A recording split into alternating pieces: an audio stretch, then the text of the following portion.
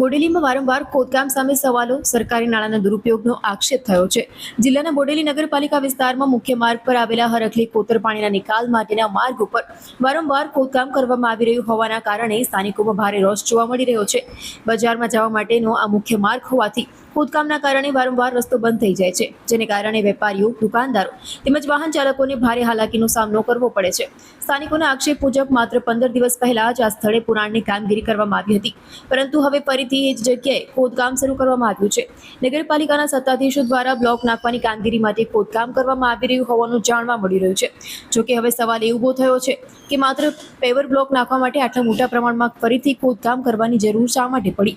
થોડા દિવસ પહેલા જ કરવામાં આવેલી કામગીરી ફરીથી તોડી પાડવામાં આવતા નગરપાલિકાના નાણાંનો બગાડ થઈ રહ્યો હોવાના આક્ષેપો પણ ઉઠી રહ્યા છે. સૌથી ગંભીર બાબત એ છે કે આ સ્થળ બોડેલી શહેરના વરસાદી પાણીના નિકાલ માટેનું મહત્વનું સ્થળ છે. સમગ્ર બોડેલી નગરનું પાણી અહીંથી નિકાલ પામે છે.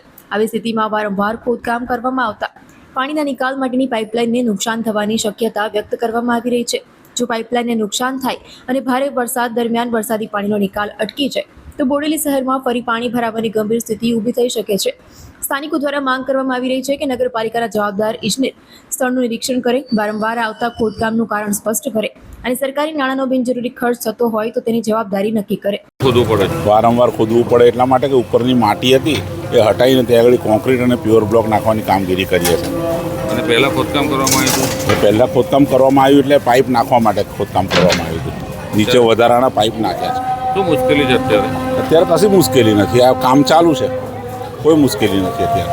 હું તો એવું કહીશ કે નગરપાલિકાએ જે કોતરની કામગીરી શરૂ કરી એ પ્રી મોન્સૂન કામગીરીના સંદર્ભમાં એ કામગીરી શરૂ કરેલ છે.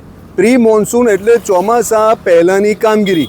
હવે તો આજે ઓગસ્ટ મહિનો અડધો થઈ ગયો, પૂરો થવા આવ્યો, એટલે ચોમાસું પૂરું થવા આવ્યું ત્યાં સુધી નગરપાલિકાની કોતરને લગતી એટલે પ્રી મોન્સૂન કામગીરી હજી પણ પૂરી થઈ શકી નથી. તો આ નગરપાલિકાની કામગીરી કેવી, આ વહીવટ કેવો? અને આમ છતાં પણ એનાથી આગળ વધીને એક વસ્તુ એવી કહીશ કે અત્યારે પણ હાલમાં પણ અત્યારે રસ્તો બંધ કરવામાં આવ્યો છે. ત્યાં અત્યારે એનું રિફ્રેશિંગ કરે છે રસ્તાનું. સામે રક્ષાબંધનનો તહેવાર આવે છે, આ રીતના પબ્લિક ડિસ્ટર્બ થાય છે. ગામમાં આવવા અને જવાનો એક જ માર્ગ છે, આ રાજમાર્ગ, અને એ પણ જો બંધ કરવામાં આવતો હોય છાસવારે, છેલ્લા 3 મહિનાથી એ રાજમાર્ગ છાસવારે બંધ કરવામાં આવે છે. શેના માટે? પબ્લિકને ડિસ્ટર્બ કરવાનું કારણ કયું? આજે માર્કેટની સ્થિતિ સારી નથી, માર્કેટ હેલ્ધી નથી. આમ છતાં પણ જો બજારને ડિસ્ટર્બ કરતા હોય પાલિકાવાળા કે વહીવટતંત્ર, તો એ ખરેખર આ બોડેલીની સહનશીલ પ્રજા જ સહન કરે, બાકી કોઈ બીજી પ્રજા હોય તો સહન કરે નહીં. આનાથી શું નુકસાન થઈ રહ્યું છે વેપાર ધંધાને? આજે જિલ્લાના તમામ રસ્તાઓ અને પુલ ખખડધસ થઈ ગયેલા છે. એટલે બોડેલી અંદાજિત 350 ગામડાઓનું હટાણું છે.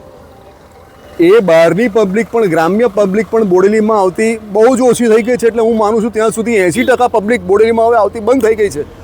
તો આજે બોડેલીનું માર્કેટ હેલ્ધી ના જ કહેવાય, સ્વાભાવિક છે. એ સિવાય પણ વરસાદ ઓછો છે.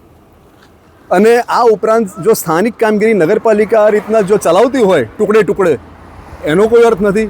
પ્રી મોન્સૂન કામગીરીની વ્યાખ્યા શું હોય કે ચોમાસા પહેલાં પૂર્ણ કરી દેવી પડે. આજે ચોમાસું પૂરું થવા આવ્યું, તો આ પ્રી મોન્સૂન કામગીરી કેવી કે આફ્ટર મોન્સૂન કામગીરી કેવી, એક સવાલ છે.